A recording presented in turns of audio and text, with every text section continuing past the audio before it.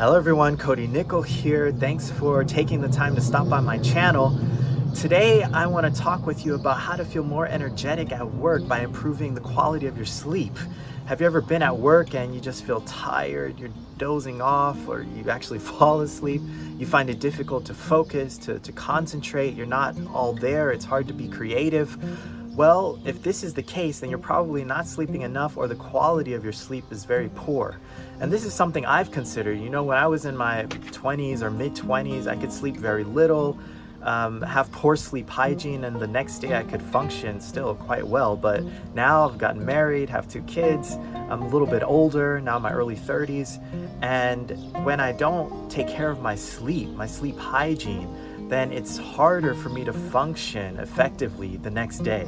And so I just want to share with you some learnings that have been helpful to me. So the first thing is that you always want to have the same sleep schedule. This means you go to bed at the same time and you wake up at the same time. This is a basic tip, but it's something that's very helpful. Also for the kids, anyway, sidebar, having the same, going to bed time and waking up time is very helpful. And this reinforces our body's circadian rhythm. This strengthens the ability for our body to work effectively, and as a result, you'll feel stronger, you'll feel more invigorated and more energetic. So go to bed at the same time and wake up at the same time every day. The next tip is to have a sleep ritual, right? So doing the same thing every night as you prepare to go to sleep. I suggest starting the sleep ritual 30 to 60 minutes before it's time to go to sleep. And this could look like this: taking a shower, having a nice cup of non-caffeinated tea, and then reading something. Of course, you want to make sure the lights are dim so you're not overly stimulated. But anyway, that's a ritual that could work for you, but consider what is something that helps you to relax. And if you do the same thing, then you prime your body to know, okay, now it's time to go to sleep. This is another thing that's very important to consider are things that you should avoid, things that disrupt your ability to calm down and fall asleep.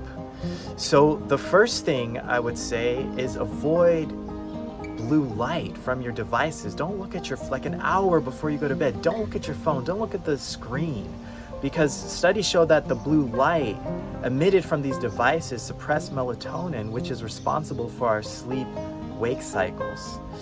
Another thing that you really want to avoid is eating a large meal right before going to bed. Instead of calming down and getting in a relaxed state, then all of a sudden the blood in your body is rushing to your digestive tract to digest this heavy meal, and of course it's hard to fall asleep. So what I do, after about 6:30, 7 p.m., I don't really eat anymore, and then I go to bed, at 10:30 or 11. Another thing that you want to avoid is caffeine. I'm not saying you shouldn't drink any caffeine at all, but did you know the half-life of caffeine is about 6 hours? So that means 6 hours after like drinking a Coke or having a cup of coffee, that half the caffeine is still in your body. And so of course, caffeine is a stimulant, right? It makes us awake and alert. And if we have caffeine too late, then by the time we're trying to go to bed, we're still under the influence of caffeine. It still affects us. So after about 2 or 3, I don't consume any caffeine. And you also want to avoid any kind of psychologically stimulating activities, right? The point of having a sleep ritual, of shutting down like an hour, 30 minutes to 60 minutes before going to sleep, is that you're prepping your body to enter into a relaxed state so that you can fall asleep easily. But for instance, if you check your work email, you might read something that causes your mind to get going. You get psychologically activated. You might worry or get angry. And obviously, this makes it harder to fall asleep. And then you're not able to enter into REM sleep as quickly. So this delays you entering into the REM cycles, which is really important for the deep sleep in which your body is really relaxing and recovering. And finally, I would say another thing that can help improve the quality of your sleep is exercise. Some studies show that moderate to vigorous levels of exercise can help you sleep better and have a high quality of sleep.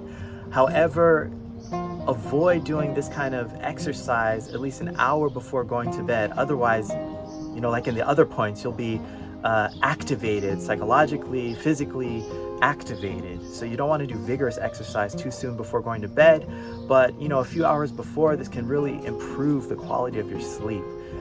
So I hope that these few tips regarding your sleep cycle, your sleep hygiene were helpful. Try them out. These things have helped me, not as young and energetic as I used to be, but by taking care of my sleep hygiene, getting enough sleep, having quality sleep at work, I'm present, I'm there, I can focus, I can concentrate, and at least for 8-9 hours, I'm able to deliver high quality work. So like the video, subscribe to the channel, and I'll see you again soon for some more high quality content. Take care.